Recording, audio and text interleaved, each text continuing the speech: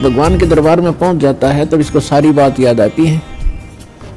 जब वहां से चला था मनुष्य जीवन पाकर आते हैं तो सभी उसके साथी बधाई देते हैं कि मेहर होगी भगवान की तेरे पे, और भगवान ना बोलिए, घनी भक्ति करिए, पीछा छुटवा के आना भी कहे। तो वहाँ से हम भी बहुत खुश होते हैं कि परमात्मा अब और काम मैं नहीं करूँ, आपको याद करूँगा, और आप जो मस्तिष्क में लिखा वो तो आप देते ही देते हो। ये तो विधान है भगवान का, और पेट गुजारे के लिए आवश्यक काम करूँगा, बाकी समय में आपको याद करूँगा। तो यहाँ आने के बाद इसको इतनी भूल गिर देता है ये काल कि ये पिछला सब भूल जाता है, और नए सिरे से इसकी पढ़ाई शुरू होती है। ये तेरा चाचा या तेरी चाची, ये तेरा मामा, ये तेरा बुआ, तेरी बुआ, और इस तरह से फिर इसको पढ़ा करके ये संसारिक ये मंत्र, माया कैसे इकट्ठी करनी चाहिए, बड़ी कोठी बना ले बड़ी इज्जत हो जाएगी, तो ये नए मंत्र सिखाए जाते हैं इसको। और जब ये सत्संग में आता है तो इसको पता चलता है कि एक काम और आवश्यक था इस मानव शरीर का, जो शुरू भी नहीं किया। तो वहां से परमात्मा के दरबार में जब ये जाता है इसको सारी बात याद आती है, और फिर ये हाथ जोड़ता है धर्मराज के सामने कि हे महाराज, एक मनुष्य जीवन और दे दो, अब के कति नहीं बोलूंगा। धर्मराज फिर उसकी पिछली हिस्ट्री चालू कर देता है। असंख्य जन्म हो गए, हमने मानव शरीर प्राप्त किया, इनमें बकवादों में खोया, और वहां जाकर फिर इनमें रोया। तो उसकी थोड़ी सी क्लिप दिखा देता है कि ले तू तो झूठा बहुत है, और पहले भी ऐसे प्रॉमिस तूने किए थे, एक पूरा नहीं करा। उसकी पिछली फिल्म चला देता, देख इस जन्म में मनुष्य जीवन मिला, क्या कह रहा है तू, और क्या कर रहा है जाके नीचे, और आके फिर क्या कह रहा है, एक जन्म और दे दो, फिर दूसरा, फिर तीसरा। 1 मिनट के अंदर उसको हजारों मनुष्य जन्म दिखा देता है।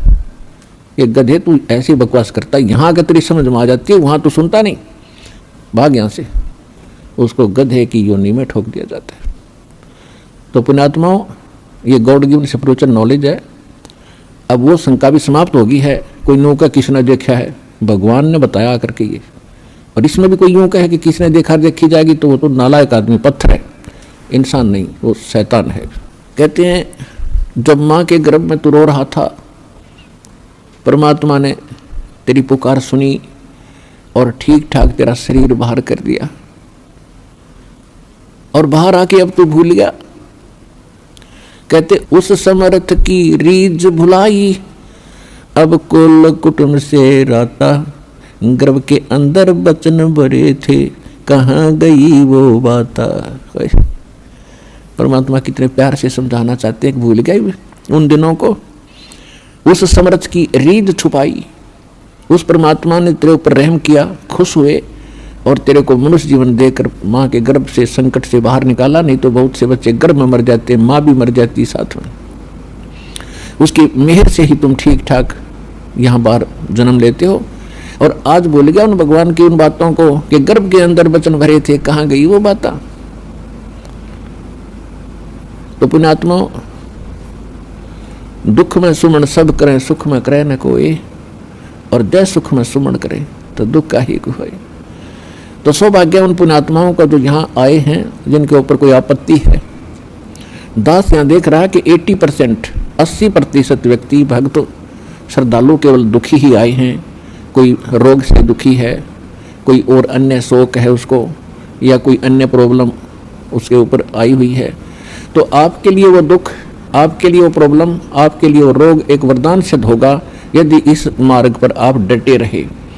देखो, एक दिन में कोई वस्तु परफेक्ट नहीं होती। बच्चा जन्म लेता है, आपको खुशी होती है, धीरे धीरे बड़ा होता है, 15, 16, 20 वर्ष के बाद जाकर वो कुछ अपना धंधा करने योग्य होता है। इसी प्रकार आप बीज बोते हो।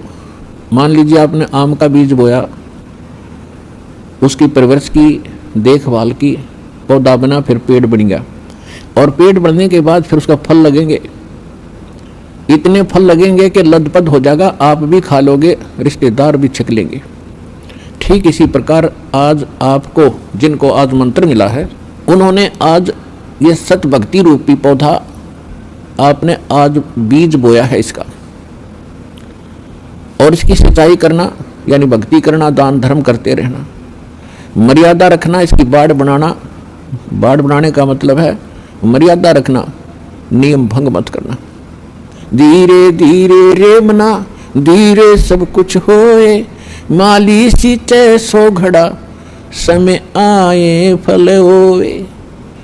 जैसे माली का मतलब है जो उस प्रोसेस से परिचित, उसका विद्वान है, बाग बगीचे लाने वाला, वो बीज बोता है और उसमें सैकड़ों पानी घड़े डालता है, वाटर पानी के, और धीरे धीरे वो बड़ा होता है। उसको मालूम है, उसको 100% ज्ञान है, वो पूरा उसके ऊपर विश्वास है उसको कि एक दिन ये पेड़ बनेगा, अगर मैं इसकी सुरक्षा ठीक रखूँगा, इसको रोग से बचा कर रखूँगा, और बड़ा होए पाछे फिर देखना मेरे वारे न्यारे कर देगा। तो ठीक इसी प्रकार ये राम नाम का आज ये सच्चा बीज बोया है। आज तक तो आपको आम का नाम लेकर बबूल का बीज बुआ रखा था, और उस बबूल यानी किक्कर की डंडी की आप खूब सेवा भी कर रहे थे। तो बबूल कहता बबूला लगेंगे, आम नहीं लग सकते। भक्ति भी करते थे, ऋषि महर्षि भक्ति खूब करी, जीवन गाल दिए, राज भी त्याग के भगवान के लिए जंगल में जा बैठे। लेकिन वो आम का पेड़ ना होने से, आम का बीज ना बोने से बबूल का बीज बो लिया, उनमें सिद्धियां आ गई। आन उपासना करते रहे, पूर्ण परमात्मा की भक्ति ना करके काल भगवान ब्रह्म या ब्रह्मा विष्णु महेश तक की भक्ति करके उन्होंने बबूल का बीज बो के बबूल ही प्राप्त किया। उदाहरण के लिए हिरण्यकशिपु ने ब्रह्मा जी की साधना करके बबूल का पेड़ बोया, और क्या मिला उसको? सिद्धियां आ गई। ये समझ बैठा कि मैं भगवान बन गया, और कैसा जीवन नाश हुआ उस व्यक्ति का। ऐसे रावण ने बबूल बोया था भगवान शिव की भक्ति करके, और क्या प्राप्ति हुई? सिद्धियां होगी, रिद्धि आ गई, सोने के महल बना लिए, आकाश में उड़ जाने की शक्ति आ गई, और कुब्ध को मारकर सर्वनाश करा के गया। तो पुण्यात्माओं, इसी प्रकार विष्णु जी की साधना करने वाले ये भी शास्त्र विरुद्ध साधना करके अपना जीवन नाश करते हैं, क्योंकि शास्त्र विधि को त्याग कर जो मनमाना आचरण करते हैं उनको न सुख होता है, न कोई सिद्धि होती है, यानी सत साधना की सिद्धि, और न ही उनको कोई उनकी गति होती है, जिस कारण से ये भक्ति करके भी अपना जीवन व्यर्थ ही कर गए। तो ये प्रश्न चल रहा है कि धीरे धीरे रे मना और धीरे सब कुछ हो। आज नाम लिया है, किसी ने 6 महीने हो गए, किसी ने सतनाम मिल गया है, किसी को प्रथम मंत्र मिला है, और किसी ने 10 महीने हुए हैं, किसी ने 1 वर्ष हो गया, किसी ने 2। जिन भक्तों को 1 वर्ष से ज्यादा हो गया, 2 वर्ष हो गए हैं, आज उनके सुख सुनना, उनके मुंह का थूक सूख जाएगा अपने सुख बताते बताते। इतने सुख देता है परमात्मा।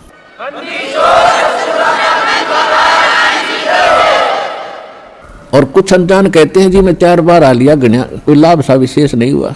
ये उसके लिए प्रार्थना है कि धीरे धीरे रे मना धीरे सब कुछ हो, माली सींचे 100 घड़ा समय आए फलो।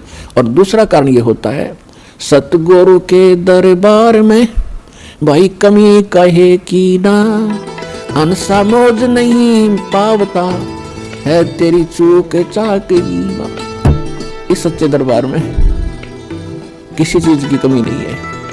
अगर आपको परमात्मा की राहत नहीं मिल रही है तो आपकी कोई सेवा में, यदि आपको कोई राहत परमात्मा से नहीं मिल पा रही है तो आपका कनेक्शन ठीक नहीं है। अपने आत्मा जैसे एक मेन लाइन आई है बिजली के तारों की, और वहां से पूरी कॉलोनी को कनेक्शन मिला हुआ है, और किसी एक व्यक्ति का पंखा नहीं चल रहा या मोटर नहीं चल रही या कोई भी आइटम नहीं चल रहा, तो उसका कोई और कारण हो सकता है। या तो पंखा खराब हो सकता है या मोटर खराब हो सकती है, उसको चेक कराओ। और सारा ही व्यवस्था नहीं चल रही कोई भी, तो आपका कनेक्शन ठीक नहीं है। तो यहाँ एक बहुत बड़ी हम गलती करते हैं कि मर्यादा ना रख के भगवान का हम आशीर्वाद प्राप्त नहीं कर पाते, जिस कारण से आप जी का वो कनेक्शन कट जाता है। कहते परमात्मा कहते औखद खावे और पत्थर रखे और तब पावे मोक्ष। जैसे दवाई लेते हैं, औषधि लेते हैं, तो उसके साथ कुछ परहेज भी होते हैं। तो इस मार्ग में परहेज कंपलसरी है परमात्मा के इस मार्ग में। और परहेज वही है जो हमने वैसे ना करने चाहिए। बीड़ी, शराब, मांस, तम्बाकू, अन्य देवताओं की पूजा, ये तो वैसे ना करनी चाहिए। तो इस करके ये तो अवश्य रखने ही पड़ेंगे यदि आपने भगवान से लाभ लेना है और मोक्ष प्राप्ति करनी है। तो कहने का भाव ये है कि नाम जिन्होंने ले लिया धीरे धीरे सब काम होंगे, थोड़ा समय दो दाता को, इतने उतावले ना हो। जैसे ये कहता है जी मैंने नाम लिया मैं मेरे सारे सुख हो गए, तो इसके अब दूसरा कहता है जी मैं 4 बार आ चुका हूँ अभी तक विशेष राहत मिली नहीं है। पुण्यात्माओं, ये परमात्मा का मार्ग है, इसके लिए आपने ये ध्यान रखनी पड़ेंगी जो बातें दास बता रहा है। अब जैसे किसी का कोई रोगी है और उसको एक्सीडेंट हो गया किसी का और उससे ब्लड निकल रहा है, रक्त, और उधर से टांग, तो डॉक्टर सबसे पहले उस स्थान को ऑपरेशन या किसी कारण से ठीक करेगा जहां से ब्लड निकल रहा है। अगर उसका ब्लड निकल गया तो ना मृत्यु हो जाएगी, और वो उस तरफ ध्यान नहीं देगा कि टांग टूट रही है और ये रो रहा है, चिल्ला रहा है कि मुझे पीड़ा है। डॉक्टर इलाज भी कर रहा है और वो ये सोच रहा है कि डॉक्टर का ध्यान है, कोई नहीं मैं मर गया, मेरी तो टांग टूट गई। लेकिन डॉक्टर पागल नहीं है, डॉक्टर पहले देख रहा है कि ये करना आवश्यक है, ये टांग तो बाद में जुड़ जाएगी, इस तो मरा नहीं गा ये।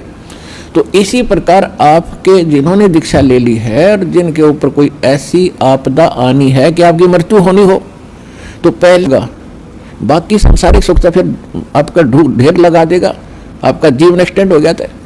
तो इस बात को आप ध्यान रखना, यह कोई बालकों का लेख नहीं है और इतने एक मनुष्य जीवन का मिलना हंसी खेल नहीं है। एक सांस भी मनुष्य जीवन की मिलना आपको बालकों का खेल नहीं है, और ये आपको 100-150 वर्ष एक्सटेंड कर देता है ये परमपिता।